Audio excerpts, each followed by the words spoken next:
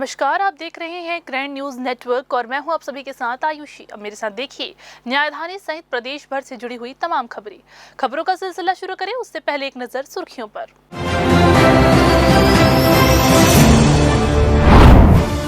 कांग्रेस में संगठन सृजन तेजी पर, बिलासपुर जिला अध्यक्ष चयन को लेकर मंथन जारी। उमंग सिंघार ने 3 दिन तक ली कार्यकर्ताओं की राय, कई दावेदार। बिलासपुर में लव जिहाद का सनसनीखेज मामला, नाबालिग से दुष्कर्म, ब्लैकमेलिंग और जबरन गर्भपात का आरोप, पीड़िता ने थाने में दर्ज कराई शिकायत। इंस्टाग्राम पर पिस्टल लहराने का अंजाम, पुलिस ने हिस्ट्री शीटर बदमाशों का जुलूस निकालकर भेजा जेल। और पटाखा बाजार में दिवाली की रौनक, 6 करोड़ के पटाखों की बिक्री की उम्मीद, 355 दुकानों की चकाचौंध से चमकेगी दिवाली। नमी से चिंता पर कमाई की उम्मीद ने बढ़ाया उत्साह। तो ये थी आज की सुर्खियां और अब खबरें विस्तार से। कांग्रेस संगठन में नए सिरे से ऊर्जा भरने की कवायद तेज हो गई है। संगठन सृजन कार्यक्रम के तहत जिला अध्यक्षों की नियुक्ति को लेकर पूरे प्रदेश में मंथन चल रहा है। इसी कड़ी में बिलासपुर जिले में कांग्रेस हाईकमान ने मध्य प्रदेश विधानसभा में नेता प्रतिपक्ष उमंग सिंघार को पर्यवेक्षक नियुक्त किया है। सिंघार बीते 3 दिनों से बिलासपुर में डटे हुए हैं और लगातार कार्यकर्ताओं से फीडबैक ले रहे हैं। पर्यवेक्षक उमंग सिंघार ने पहले दिन तखतपुर और कोटा ब्लॉक के कार्यकर्ताओं से बैठक कर उनकी राय ली। दूसरे दिन उन्होंने सीपत, मस्तूरी और बिल्हा ब्लॉकों में कार्यकर्ताओं की नब्ज टटोली। रविवार को कांग्रेस भवन में बिलासपुर शहर के चारों ब्लॉकों के कार्यकर्ताओं से विस्तार से चर्चा हुई। इस दौरान पार्टी की रणनीति, नेतृत्व क्षमता और संगठन के भविष्य पर खुलकर संवाद हुआ। बिलासपुर शहर के विधायक अविभाजित मध्य प्रदेश में मंत्री थे डॉक्टर श्रीधर मिश्रा। मेरे बड़े पिताजी स्वतंत्रता संग्राम सेनानी वो भी थे, 1942 में जेल गए थे और विधायक थे तखतपुर। एक मेरी जो डीएनए है मेरी, उसमें कांग्रेस है और कांग्रेस का देश के डीएनए में कांग्रेस है। मेरे डीएनए में कांग्रेस है, मेरे और मेरे परिवार के और देश के डीएनए में कांग्रेस है। और कांग्रेस के माध्यम से हम लोगों ने जन सेवा की है और आगे भी इसे करेंगे। लगातार मेरी मेहनत को देखते हुए संगठन में मैं पूर्व में भी काम कर चुका हूं, 30 साल से मेरा संगठन का अनुभव है, तो पुनः इस बार जिम्मेदारी मेरे जैसे किसी न किसी अच्छे कार्यकर्ताओं को देंगे, ये मुझे उम्मीद है। और निश्चित ही इस प्रक्रिया से कांग्रेस संगठित होगी और आने वाला समय में प्रदेश और केंद्र में हमारी सरकार होगी, ऐसी उम्मीद है। पूरे देश में खड़गे जी, राहुल जी, प्रियंका जी का जो कांग्रेस का जो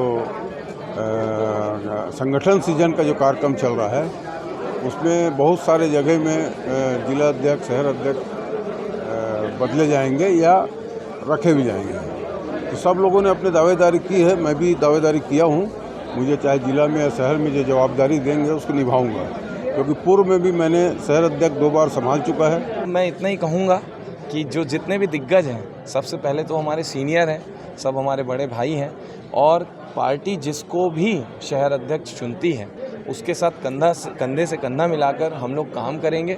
यहाँ पर कोई प्रतिस्पर्धा जैसा कोई विषय नहीं है, बस सब अपनी अपनी बात रखने आए हैं। जिसको भी पार्टी अवसर देगी, और ऐसा बिल्कुल नहीं है कि जिसको अवसर देगी केवल वही योग्य है, सभी योग्य हैं, इसलिए यहाँ पर खड़े हुए हैं। अवसर किसी को भी मिल सकता है, क्योंकि बनना किसी एक को है, परिस्थितियाँ कुछ भी बन सकती है बनाने की, और जो भी बनेगा उसके साथ कंधे से कंधा मिलाकर साथ देंगे। और जिला अध्यक्ष पद को लेकर कांग्रेस कार्यकर्ताओं और नेताओं में भारी उत्साह नजर आया। शहरी क्षेत्र में शैलेश पांडे, राम शरण यादव, महेश दुबे, टाटा नरेंद्र बॉलर, रविंद्र सिंह और विनोद साहू जैसे नेता दावेदारी ठोक रहे हैं। वहीं ग्रामीण क्षेत्र से विजय केसरवानी, प्रमोद नायक, जितेंद्र सिंह, सियाराम कौशिक और विनोद साहू के नामों की चर्चा है। सभी दावेदारों ने पार्टी के प्रति निष्ठा जताई है और संगठन को मजबूत करने की बात कही है। पार्टी ने जो अवसर दिया है एक प्रकार से कि सभी कार्यकर्ता अपनी बात रख सकते हैं, जो जिला अध्यक्ष बनना चाहते हो अपना आवेदन प्रस्तुत करें। हमारे केंद्रीय पर्यवेक्षक और स्टेट के जो पर्यवेक्षक आए हुए हैं, ताकि निष्पक्षता से सही कार्यकर्ता का जो है चयन एक अध्यक्ष के रूप में हो। और मेरा मानना हमेशा रहा है कि मैं जिस प्रकार से 9 वर्ष का मेरा कार्यकाल रहा है, 9 वर्षों में जो पार्टी की जिम्मेदारी थी उसको मैंने बखूबी निभाया। हर कार्यक्रम अच्छे से हुआ। सबसे बड़ी बात रही कि मैं व्यक्ति गत निष्ठा से दूर रह करके पार्टी की निष्ठा को प्राथमिकता दिया और गुटबाजी से दूर रहकर सबको साथ लेकर के चलने का जो प्रयास किया हूँ, तो मुझे लगता है कि अगर अवसर मिलता है तो मैं सभी को संगठित करके रखूँगा। यूथ कांग्रेस के विधानसभा अध्यक्ष उपाध्यक्ष से लेकर यूथ कांग्रेस के प्रदेश सचिव और महासचिव तक का सफ़र हमारा रहा और वर्तमान में भी ब्लॉक कांग्रेस कमेटी के अध्यक्ष के रूप में हम अपना परफॉर्मेंस दे रहे हैं। और निश्चित रूप से हम अपने हमारा जो जितनी क्षमता होती है वो हम कांग्रेस को समर्पित कर रहे हैं। इसलिए हम जिला कांग्रेस कमेटी ग्रामीण, चूँकि उदयपुर संकल्प शिविर में कांग्रेस ने ये प्रस्ताव पारित किया था, संकल्प लिया था कि संगठन सृजन के माध्यम से जो नियुक्तियां होंगी उसमें 50% युवा होंगे, 50% SC ST OBC और महिलाओं को भागीदारी दी जाएगी। और चूँकि हम उस क्राइटेरिया में आते हैं, इसलिए हमने भी अपनी दावेदारी पेश की है। सूत्रों की माने तो कांग्रेस आला कमान इस बार युवा जोश और वरिष्ठ अनुभव का संतुलन बनाकर नियुक्तियां करने की तैयारी में है। पर्यवेक्षक उमंग सिंघार की अगुवाई में तैयार की जा रही रिपोर्ट जल्द ही दिल्ली भेजी जाएगी। अंतिम निर्णय के बाद जिले को नया अध्यक्ष मिलेगा। कार्यकर्ताओं को उम्मीद है कि नए नेतृत्व के साथ कांग्रेस संगठन और अधिक सशक्त होकर सामने आएगा। जेएन न्यूज के लिए कैमरामैन गोलू कश्यप के साथ पिंटू दुबे की रिपोर्ट। पूर्व मंत्री अजय चंद्राकर द्वारा कांग्रेस को काटने और चाटने वाली पार्टी कहे जाने पर मध्य प्रदेश के नेता प्रतिपक्ष उमंग सिंघार ने तीखा पलटवार करते हुए भाजपा और केंद्र सरकार को आड़े हाथों लिया। सिंघार ने पूछा, यदि कांग्रेस पर इस तरह के आरोप लगाए जा रहे हैं तो फिर नरेंद्र मोदी, अमित शाह और छत्तीसगढ़ सरकार अडानी के लिए क्यों पलके और फावड़ा दोनों फैलाए बैठे हैं। उन्होंने सवाल उठाया कि हसदेव जंगलों की अंधाधुंध कटाई क्यों हो रही है, आदिवासियों को उनके ही घरों से क्यों निकाला जा रहा है और क्या आदिवासियों व यहाँ के लोगों का कोई अधिकार नहीं है। उन्होंने कहा कि हसदेव की कटाई और प्राकृतिक संसाधनों की लूट भाजपा की नीतियों का असली चेहरा उजागर करती है। इसके साथ ही बिजली संकट पर भी सिंघार ने भाजपा सरकार को घेरते हुए कहा कि छत्तीसगढ़ से अन्य राज्यों में बिजली सप्लाई की जा रही है, जबकि राज्य के खुद के गांव अंधेरे में डूबे हुए हैं। उन्होंने चंद्राकर को अल्पज्ञानी बताते हुए कहा कि उन्हें पहले अपने ज्ञान को बढ़ाने की जरूरत है, फिर दूसरों पर टिप्पणी करनी चाहिए। ये मैं समझता हूँ कि चंद्राकर जी बड़े अनुभवी है और उनका अनुभवों का लाभ भारतीय जनता पार्टी नहीं ले रही।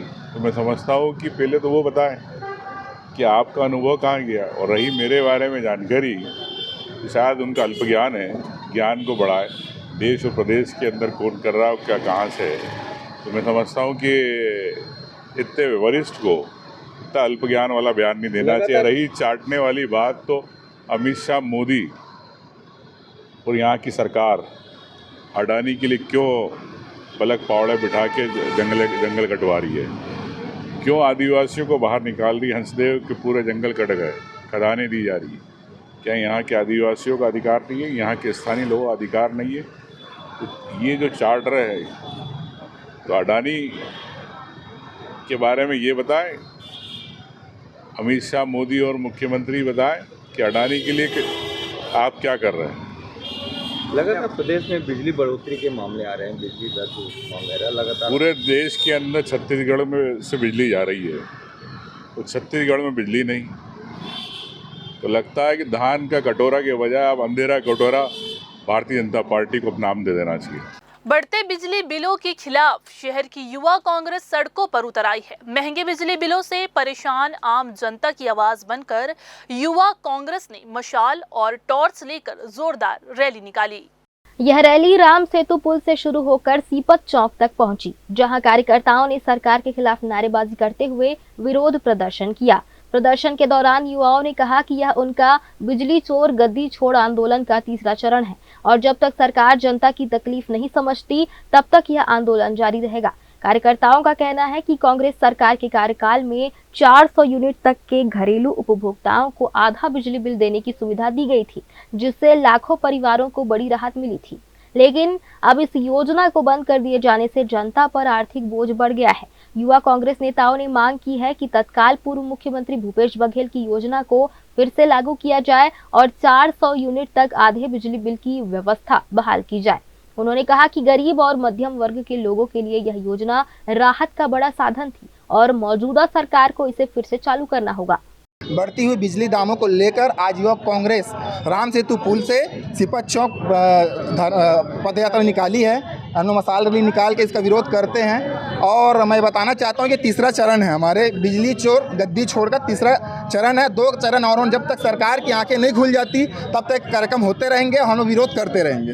क्या दर्शाना चाहते हैं? हम ये चाहते हैं कि 400 यूनिट के नीचे वाला हाफ बिजली बिल जो पहले भूपेश सरकार के उसमें लागू हुआ था उसको फिर से लागू किया जाए, उसे बंद ना किया जाए ताकि आम जनता को राहत मिले। पूरे प्रदेश में जो आम जनता त्रस्त हो चुकी है बढ़े हुए बिजली बिल से, उस मुद्दे का विरोध करने के लिए हम लोगों ने मशाल यात्रा एक निकाली है, टॉर्च के साथ यात्रा निकाली है, लालटेन यात्रा भी निकालने की तैयारी थी, लालटेन की व्यवस्था नहीं हो पाई।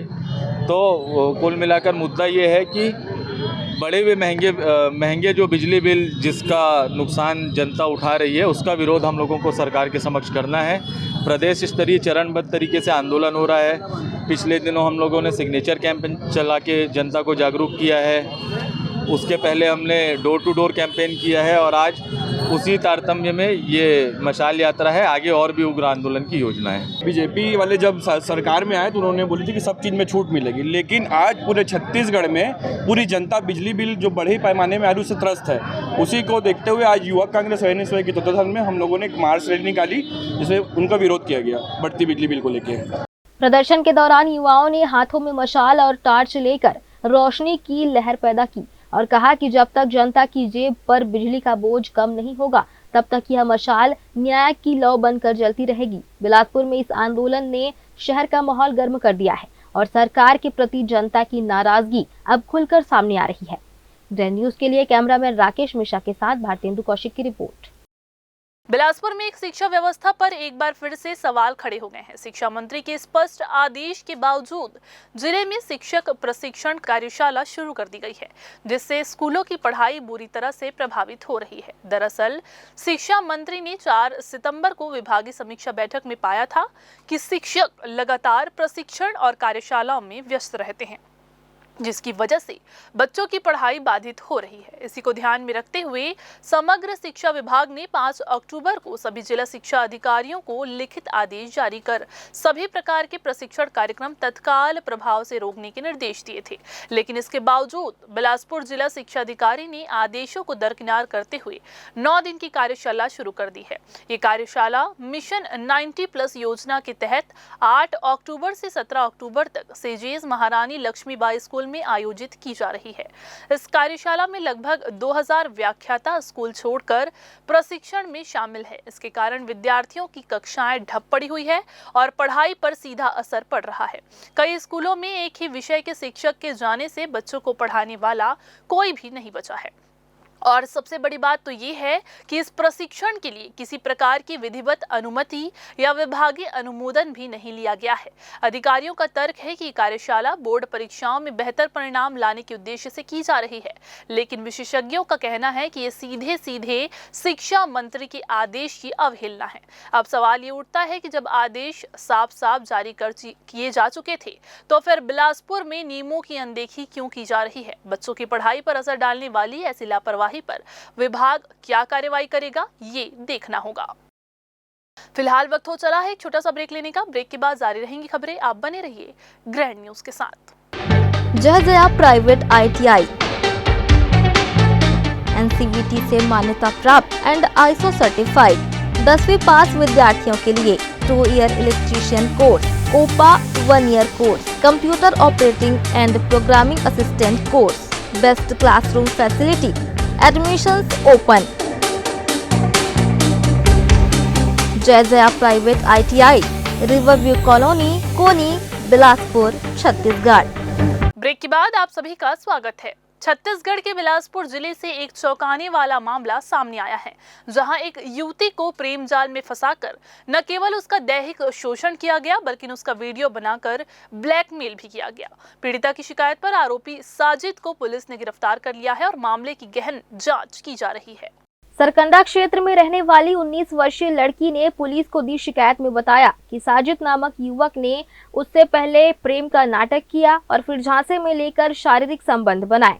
इन पलों के वीडियो बनाकर साजिद ने उसे लगातार ब्लैकमेल किया और बार बार उसका शोषण करता रहा। इतना ही नहीं, जब लड़की गर्भवती हुई तो साजिद ने जबरन उसका गर्भपात करवा दिया। बताया जा रहा है कि लड़की इस समय फिर से 3 महीने की गर्भवती है। पीड़िता ने यह भी बताया है कि आरोपी लगातार उसके साथ मारपीट करता था और मानसिक रूप से प्रताड़ित करता रहा। शारीरिक शोषण का मामला आया है कि युवती जो है दिनांक 10/10/2025 को एक लिखित आवेदन प्रस्तुत की है कि साजिद अहमद नाम का युवक उसको अपने प्रेम जाल में फंसाकर जो है उसको शादी का प्रलोभन देकर उसके साथ शारीरिक शोषण किया। लड़की जब गर्भवती हो गई तब उसका अबॉर्शन भी कराया और उपरोक्त लड़की के द्वारा जब शादी करने के लिए उसको कहा गया तो शादी करने से इनकार कर दिया। प्रथम दृष्टया रिपोर्ट पर जो है थाना सरकंडा पुलिस के द्वारा जो अपराध पंजीबद्ध कर विवेचना में लिया गया है। आरोपी साजिद अहमद को गिरफ्तार कर न्यायिक अभिरक्षा में भेजा जा रहा है। इस मामले में और भी चौंकाने वाली बात यह सामने आई है कि साजिद ने लड़की के अश्लील वीडियो और फोटो अपने दोस्तों के साथ भी शेयर किए हैं। पुलिस को जांच में ऐसे 40 से अधिक आपत्तिजनक वीडियो और फोटो मिले हैं जो आरोपी के दोस्तों के मोबाइल फोन से बरामद हुए हैं। युवती ने स्वीकार किया है कि वह जानती थी कि युवक मुस्लिम है, लेकिन उसने प्रेम में पड़कर यह जोखिम उठाया और अब उसे गंभीर परिणाम भुगतने पड़ रहे हैं। आखिरकार साहस जुटाकर उसने सरकंडा थाने में शिकायत दर्ज कराई, जिसके बाद पुलिस ने त्वरित कार्रवाई करते हुए आरोपी साजिद को गिरफ्तार कर लिया है। पुलिस अब इस मामले की गहराई से जांच कर रही है और तकनीकी साक्ष्य भी जुटाए जा रहे हैं। जैन न्यूज के लिए कैमरामैन गोलू कश्यप के साथ पिंटू दुबे की रिपोर्ट। बिलासपुर शहर के पचरी घाट इलाके में उस वक्त हड़कंप मच गया जब एक युवक हाथ में धारदार चाकू लेकर सरेआम लोगों को डरा धमका रहा था। आपको बता दें कि पूरी घटना शनिवार 11 अक्टूबर की है, जब पचरी घाट हैप्पी स्ट्रीट के पास एक युवक हाथ में चाकू लहराते हुए राहगीरों को धमका रहा था। सूचना मिलते ही कोतवाली पुलिस मौके पर पहुंची और आरोपी को हिरासत में लिया। गिरफ्तार आरोपी का नाम निमित कुशवाहा है, जिसकी उम्र 24 साल बताई जा रही है। आरोपी कतियापारा इलाके का रहने वाला है। तलाशी के दौरान उसके पास से एक धारदार स्टील का चाकू बरामद किया गया है। पुलिस ने आरोपी के खिलाफ 25 और 27 आर्म्स एक्ट के तहत मामला दर्ज किया है और उसे न्यायिक रिमांड पर जेल भेज दिया है। लगातार आप लोग देखोगे कि आर्म्स एक्ट के अंदर लगातार हम लोग कार्रवाई कर रहे हैं, चाहे धारदार हथियार रखना, चाकू रखना या कड़े जो घातक कड़े होते हैं उसका इस्तेमाल करना, उसके खिलाफ हम लोग लगातार कार्रवाई कर रहे हैं। उसी प्रकरण में हम लोग को कल सूचना मिली थी कि एक लड़का जो है वो हैप्पी स्ट्रीट के पास में कुछ धारदार हथियार लेकर के लोगों को डरा धमका रहा है। तो हमने दबिश दी, उसको पकड़ा। उसका नाम है निमित करके है, वो टिकरापारा का रहने वाला है और हमने उसको एप्रीहेंड किया। 25-27 आर्म्स एक्ट के अंदर में हम लोग न्यायिक रिमांड में से भेजा है। बिलासपुर जिले के मस्तूरी थाना क्षेत्र में उस वक्त सनसनी फैल गई जब अरपा नदी के कोनी एनिकेट में एक अधेड़ व्यापारी का शव बरामद किया गया। मृतक की पहचान राजेंद्र नगर निवासी चार्ली डिक्रूज के रूप में हुई है, जो 8 अक्टूबर को तोरवा छठ घाट से अरपा नदी में बह गया था। लापता होने के 4 दिन के बाद आज शव कोनी एनिकेट में मिला, जिसकी सूचना पर मस्तूरी पुलिस मौके पर पहुंची और शव को रेस्क्यू कर पोस्टमार्टम के लिए भेज दिया गया। पुलिस घटना की जांच में जुट गई है और मौत के कारणों की पुष्टि पोस्टमार्टम रिपोर्ट आने के बाद ही हो पाएगी। बिलासपुर से इस वक्त एक बड़ी खबर सामने आ रही है, जहां तिफरा स्थित शराब दुकान के पास संदिग्ध परिस्थितियों में 2 युवक गंभीर रूप से घायल पाए गए हैं। जानकारी के अनुसार सबसे पहले पुलिस की इमरजेंसी सेवा 112 को सूचना मिली कि शराब दुकान के पास एक युवक लहूलुहान हालत में पड़ा हुआ है। सूचना मिलते ही पुलिस टीम मौके पर पहुंची और घायल युवक का तत्काल अस्पताल में भर्ती कराया गया। इसी दौरान कुछ देर बाद फिर से पुलिस को सूचना मिली कि उसी इलाके में एक और युवक गंभीर रूप से घायल अवस्था में पड़ा हुआ है, जिसके सिर में गंभीर चोट आई थी। उसे भी इलाज के लिए अस्पताल ले जाया गया, लेकिन डॉक्टरों की तमाम कोशिशों के बावजूद उसकी मौत हो गई। फिलहाल एक युवक का इलाज जारी है, जबकि दूसरे की पहचान अब तक नहीं हो पाई है। घटना की गंभीरता को देखते हुए सिरगिट्टी पुलिस ने मामला दर्ज कर लिया है और दोनों युवकों की पहचान व घटनास्थल की जांच शुरू कर दी गई है। पुलिस प्रथम दृष्टया इस मामले को संदिग्ध मान रही है और हत्या की आशंका से इनकार नहीं किया जा सकता। सवेरे 112 के माध्यम से एक चोटिल व्यक्ति को सिम्स हॉस्पिटल में एडमिट किया गया था। उसके थोड़े देर बाद ही उसी घटनास्थल से दूसरे व्यक्ति का भी फोन आता है कि यहाँ पे भी एक और चोटिल आदमी पड़ा हुआ है, तो दोनों को लाकर हॉस्पिटलाइज करते हैं, जिसमें से एक व्यक्ति की मृत्यु हो जाती है। सिर पे चोट है, मामला संदेहास्पद है, जांच जारी है।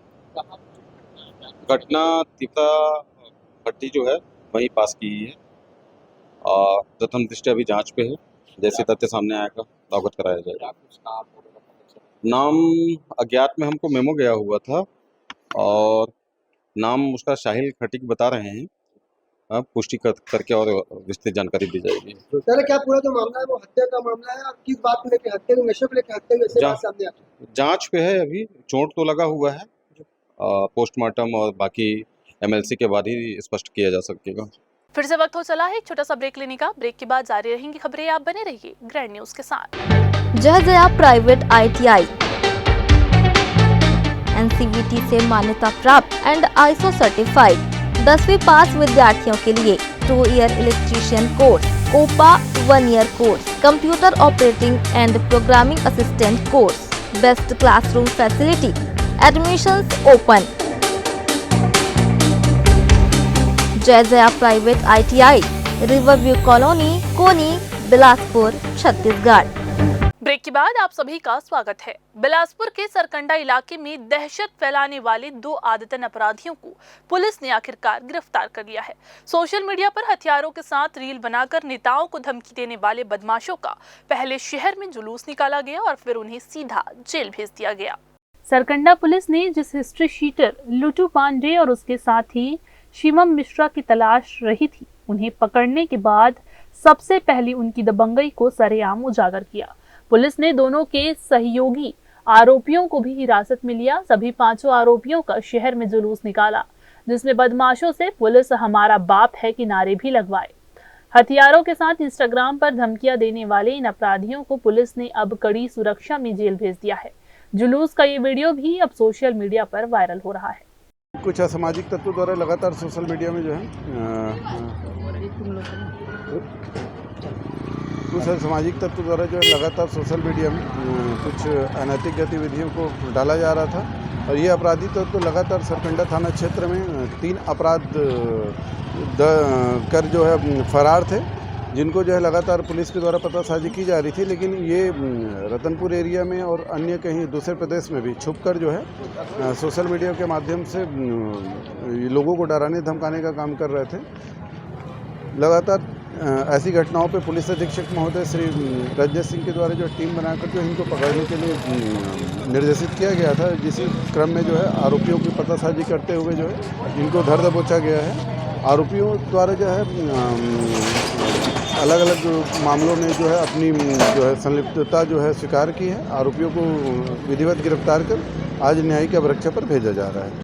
आरोपी लुटू पांडे और शिवम मिश्रा इंस्टाग्राम पर खुलेआम पिस्टल लहराते और बीजेपी कांग्रेस के नेताओं को जान से मारने की धमकियां देते हुए नजर आए थे। दोनों ने अवैध हथियार सप्लाई करने का दावा करते हुए कई युवाओं को पिस्टल और रिवॉल्वर की तस्वीरें भी भेजी थी। रतनपुर सहित अन्य राज्यों में छिपे इन सभी फरार आरोपियों को पकड़ने के लिए पुलिस ने एक विशेष टीम गठित की थी। गिरफ्तारी के बाद सभी आरोपियों को कोर्ट में पेश कर न्यायिक हिरासत में जेल भेज दिया गया है। कैमरामैन गोलू कश्यप के साथ पिंटू दुबे की रिपोर्ट।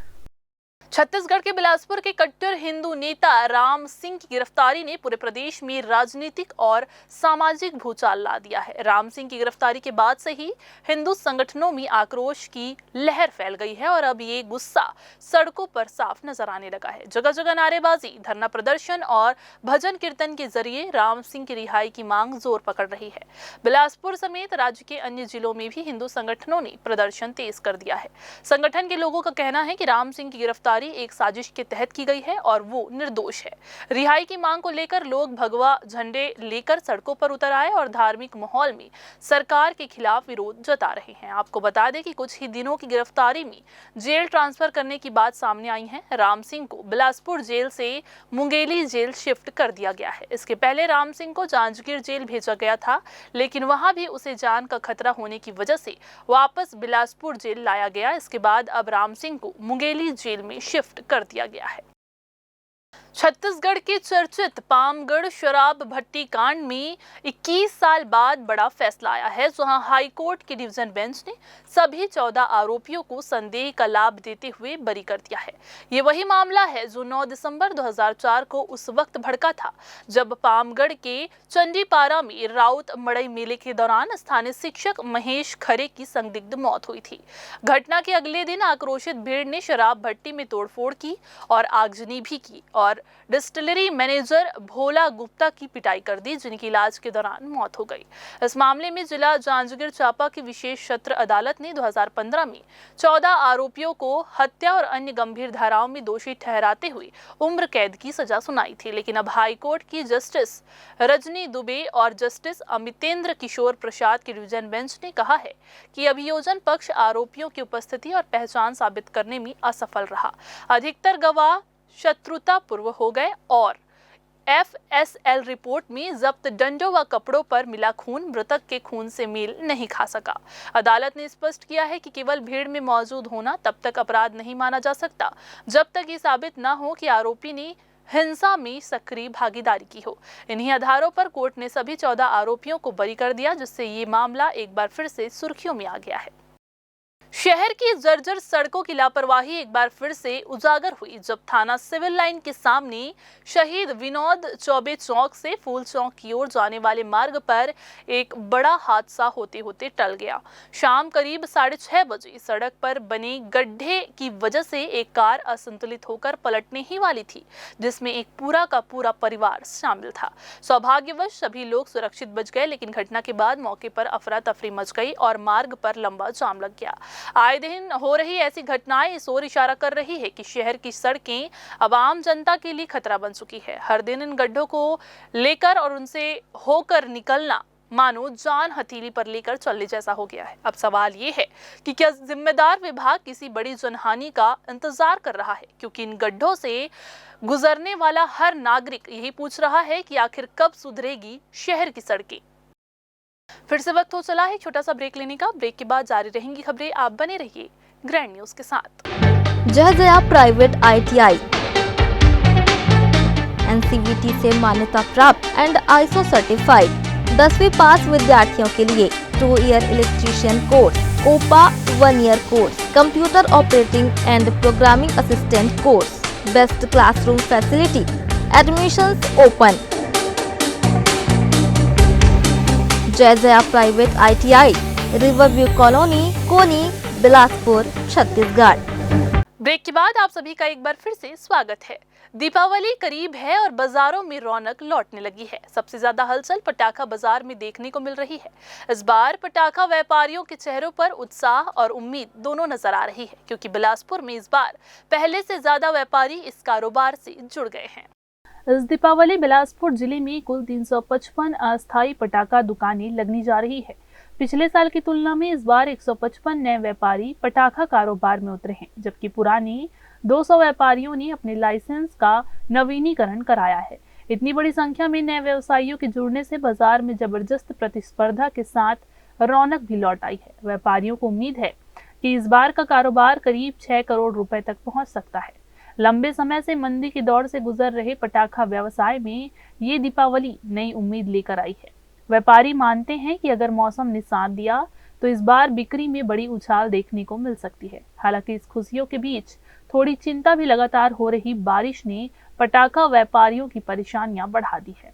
बारिश से बारूद में नमी आने का खतरा रहता है, जिससे पटाखों की गुणवत्ता और जलने की क्षमता प्रभावित हो सकती है। व्यापारियों को अपने माल को सूखे और सुरक्षित स्थान पर रखने में काफी कठिनाई हो रही है। पटाखा व्यापारी डिम्पल सिंह ने बताया कि हर साल दीपावली का इंतजार बड़ी उम्मीदों के साथ करते हैं। इस बार उत्साह पहले से ज्यादा है, लेकिन लगातार बारिश चिंता बढ़ा रही है। हमें पटाखों की पैकिंग और स्टोरेज पर बहुत ध्यान देना पड़ रहा है ताकि कोई नुकसान ना हो।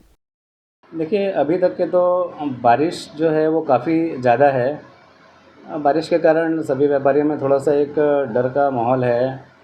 पटाखे बनने में भी दिक्कत जाती है, बारिश में माल आने में भी दिक्कत जाती है। व्यापारियों को भी ये दिक्कत रहती है कि ख़रीदार आएंगे कि नहीं आएंगे। अभी तक के आज तक के तो ये सारी दिक्कतें थोड़ा सा सब व्यापारी फेस कर रहे हैं। सब यही मना रहे हैं ईश्वर से कि अब बारिश रुके तो हम लोग 2-3-4 दिन जो बचे हुए हैं उसमें अपना व्यापार अच्छे से कर सकें। अनुमानित 4 से 5 करोड़ रुपए का तो पूरे बिलासपुर में इसका व्यापार होना चाहिए। पटाखा बाजार की रौनक से ये साफ है कि इस बार दीपावली व्यापारियों के लिए बड़ी उम्मीद लेकर आई है। रंग बिरंगे पटाखों से सजे बाजार और ग्राहकों की बढ़ती भीड़ ये संकेत दे रही है कि त्योहार की खुशियां अब हर कोने में रोशनी बिखेरने वाली है। रौनक लौटी बाजारों में उम्मीदों की चमक से जगमगाए पटाखा व्यापारी, इस दीपावली रोशनी के साथ लौटेगी कारोबार की चमक भी। ग्रैंड न्यूज के लिए कैमरामैन राकेश मिश्रा के साथ भारतेंदु कौशिक की रिपोर्ट। स्वास्थ्य सुरक्षा को लेकर सरकार अब मिशन मोड में आ गई है। लोगों को बेहतर स्वास्थ्य सुविधा मिले, कोई भी पात्र व्यक्ति योजनाओं से वंचित ना रहे, इसी लक्ष्य के साथ जिले में एक विशेष पहल की जा रही है। 13 अक्टूबर यानी कल सोमवार को पूरे बिलासपुर जिले में आयुष्मान कार्ड बनाने के लिए 1 दिवसीय विशेष महाअभियान चलाया जाएगा। इस अभियान के तहत नगर निगम क्षेत्र के सभी वार्डों में स्थित राशन दुकानों पर सुबह 10 बजे से शाम 5 बजे तक शिविर लगाए जाएंगे। इन शिविरों में पात्र हितग्राहियों के आयुष्मान कार्ड बनाए जाएंगे ताकि वे प्रधानमंत्री जन आरोग्य योजना का पूरा लाभ उठा सकें। इसी के साथ 70 वर्ष या उससे अधिक आयु के वरिष्ठ नागरिकों के लिए वय वंदन कार्ड भी बनाए जाएंगे। अधिकारियों ने बताया कि इस विशेष पहल का उद्देश्य यह सुनिश्चित करना है कि किसी भी पात्र नागरिक को स्वास्थ्य योजनाओं से वंचित न रहना पड़े। आयुष्मान भारत योजना के तहत लोगों को 5 लाख रुपए तक का निःशुल्क स्वास्थ्य बीमा मिलता है। वहीं वय वंदन योजना के तहत 70 वर्ष से अधिक उम्र के नागरिकों को अतिरिक्त 5 लाख रुपए तक का स्वास्थ्य बीमा लाभ दिया जाएगा। 13 तारीख का जो दिन है, महाअभियान के रूप में आयुष्मान कार्ड और वय वंदन कार्ड बनाया जा रहा है, जो कि हमारे ज़िले के कलेक्टर महोदय के निर्देशों में हम आगे बढ़ रहे हैं। और कल जो है, जो स्थान तय किया गया है, वो सारे उचित मूल्य की दुकानें जो हैं वहाँ पर इसका शिविर लगाया जा रहा है। तो मेरा ये सभी लोगों से निवेदन है कि ज़्यादा से ज़्यादा संख्या में आकर इस शिविर का लाभ लें ताकि उनका कार्ड बनाया जा सके। चूँकि वहाँ पर लोग राशन लेने आते हैं, तो हमारा ये टारगेट है कि उन लोगों को हम वहीं पे उसी स्थान पर ये सुविधा प्रदान कर दें, ताकि समय भी बचेगा और लोगों को त्वरित उनके लिए कार्ड जो दिया जाना है वो भी मिलेगा। इसमें मैं एक और बात बताना चाहता हूँ, जो विशेष रूप से वय वंदन कार्ड के लाभ हैं, वो 5 लाख प्रति व्यक्ति जो 70 वर्ष की उम्र पूरा कर चुका है, आधार कार्ड में उनका 70 वर्ष भी होना चाहिए। हर एक व्यक्ति को 5 लाख की मुफ्त सुविधा दी जाना है। प्रशासन का कहना है कि इस महाअभियान में लोगों की अधिक से अधिक भागीदारी जरूरी है ताकि हर परिवार तक स्वास्थ्य सुरक्षा की यह सुविधा पहुंच सके। तो याद रखिए, 13 अक्टूबर अपने नजदीकी राशन दुकान पर जाकर आयुष्मान कार्ड और वय वंदन कार्ड जरूर बनवाएं। स्वस्थ बिलासपुर, खुशहाल बिलासपुर। सरकार की यह पहल हर नागरिक के बेहतर स्वास्थ्य की ओर एक बड़ा कदम है। ग्रैंड न्यूज के लिए कैमरामैन राकेश मिश्रा के साथ भारतेंदु कौशिक की रिपोर्ट। रविवार को पूरे प्रदेश में युवाओं के भविष्य से जुड़ी एक बड़ी परीक्षा आयोजित की गई। करीब 1 दशक बाद वार्ड बॉय वार्ड आया की भर्ती परीक्षा ने युवाओं में जबरदस्त उत्साह भर दिया। बिलासपुर जिले में भी इस परीक्षा के लिए हजारों उम्मीदवार पहुंचे, जहां व्यापम ने शांतिपूर्ण ढंग से परीक्षा संपन्न कराई। रविवार को व्यापम द्वारा बिलासपुर जिले के 54 परीक्षा केंद्रों में वार्ड बॉय और वार्ड आया भर्ती परीक्षा आयोजित की गई। इस परीक्षा में कुल 19,298 परीक्षार्थियों का पंजीयन हुआ, जिनमें से 14,196 उम्मीदवार परीक्षा देने पहुंचे। लंबे समय से इस भर्ती का इंतजार कर रहे युवाओं में भारी उत्साह देखा गया। यह पद चिकित्सा सेवा का एक महत्वपूर्ण हिस्सा माना जाता है। सरकारी अस्पतालों में वार्ड बॉय और वार्ड आया मरीजों की सेवा, सफाई और सहायता कार्यों के लिए तैनात रहते हैं। इस परीक्षा के माध्यम से राज्य के सरकारी अस्पतालों में गैर तकनीकी पदों को भरा जाएगा। दिलचस्प बात यह रही कि इस परीक्षा के लिए न्यूनतम योग्यता सिर्फ 8वीं पास रखी गई थी, लेकिन परीक्षा केंद्रों पर स्नातक, स्नातकोत्तर और डिप्लोमा धारक युवा भी परीक्षा देने पहुंचे। इससे साफ झलकता है कि बेरोजगारी का असर युवाओं पर कितना गहरा है। जहां उच्च शिक्षित अभ्यर्थी भी 20,000 रुपए तक की नौकरी के लिए तैयार हैं, परीक्षा देने पहुंचे। अभ्यर्थियों का कहना है कि प्रश्नों का स्तर 8वीं कक्षा से कहीं ज्यादा कठिन था। गणित के सवाल थोड़े पेचीदे थे, लेकिन कुल मिलाकर पेपर संतुलित और अच्छा रहा। एग्जाम ठीक था, लेकिन इंग्लिश ना थोड़ा टफ था। कौन सा सब्जेक्ट ज़्यादा इंग्लिश, जो छत्तीसगढ़ी है ना, वो सरल था। कितने पदों के लिए परीक्षा हुआ? 100, 50 लड़की के लिए और 50 लड़का। स्वास्थ्य विभाग में ना वार्ड बॉय का एग्ज़ाम था, वार्ड बॉय और वार्ड आया का। कितने पदों के लिए एग्जाम हुआ? पद जो है 55 या 60 के समथिंग था। कैसा गया एग्जाम? पेपर तो ठीक था, मतलब मॉडरेट था, ना टफ था ना सिंपल था। कौन सब्जेक्ट ज़्यादा हार्ड लगा क्या आपको? अब बोली थोड़ा मेरे को लैंग्वेज जो था ना छत्तीसगढ़ी बोली, वो थोड़ा ठीक पूछा था, काफ़ी डीप पूछा था, बाकी तो सब सिंपल ही था। आज वार्ड बॉय का एग्ज़ाम था, पेपर तो अच्छा गया और मज़ा भी आया पेपर दिलाने के लिए। इसमें सभी अपने जनरल नॉलेज जो भी पढ़े हैं अपने 10वीं से 12वीं तक, मतलब शुरू से लास्ट तक वही सब जनरल नॉलेज है, वैसे हार्ड क्वेश्चन है ही नहीं था। व्यवस्था पानी सब ठीक था, अच्छा था अंदर का। हाँ। एग्ज़ाम तो बहुत बेस्ट आया था, बाकी सब सरल आया था, थोड़ा पेपर मैथ्स का बस थोड़ा ये कठिन आया था, बाकी इंग्लिश है, हिंदी है, अंग्रेजी है और ये जनरल नॉलेज है, बाकी बहुत बढ़िया आया था, बेस्ट पेपर आया था। वहीं लगभग 5102 उम्मीदवार गैर हाजिर रहे। कुछ दूरी, कुछ स्वास्थ्य और अन्य कारणों से परीक्षा में शामिल नहीं हो सके। राज्य में करीब 10 साल बाद वार्ड बॉय और वार्ड आया पदों की भर्ती परीक्षा हुई है, जिससे युवाओं में उम्मीद की नई किरण जगी है। सरकारी अस्पतालों में इन पदों की लंबी समय से मांग थी, जबकि निजी अस्पताल इन सेवाओं को अब तक आउटसोर्सिंग के जरिए पूरा कर रहे हैं। इस परीक्षा के सफल आयोजन से अब हजारों युवाओं को रोजगार की उम्मीद बंधी है। सेवा ही स्वास्थ्य की ताकत है, यही सोचकर हजारों युवाओं ने इस परीक्षा में अपना भविष्य तलाशा। ग्रैंड न्यूज के लिए कैमरामैन राकेश मिश्रा के साथ भारतेंदु कौशिक की रिपोर्ट। बिलासपुर के तारबहार थाना क्षेत्र अंतर्गत पुराना बस स्टैंड के पास उस वक्त अफरा तफरी मच गई जब एक मालवाहक वाहन में अचानक से आग लग गई। देखते ही देखते आग ने विकराल रूप ले लिया और पूरी गाड़ी जलकर खाक हो गई। हादसे के वक्त वाहन सड़क के बीचों बीच था, जिससे यातायात भी बाधित हो गई और आसपास हड़कंप मच गया। गनीमत ये रही कि चालक ने समय रहते वाहन से कूदकर अपनी जान बचा ली। प्राथमिक जांच में आग लगने की वजह तकनीकी खामी मानी जा रही है। हालांकि पूरी घटना की जांच की जा रही है। बिलासपुर के व्यापार विहार क्षेत्र में सड़कों की हालत दिन ब दिन बदतर होती जा रही है। बरसात के मौसम में सड़क पर जगह जगह गहरे गड्ढे बन गए हैं, जिससे राहगीरों और व्यापारियों को भारी परेशानियों का सामना करना पड़ रहा है। व्यापारियों का कहना है कि वे कई बार प्रशासन से सड़क मरम्मत की मांग कर चुके हैं, लेकिन अब तक कोई ठोस कार्रवाई नहीं हुई है।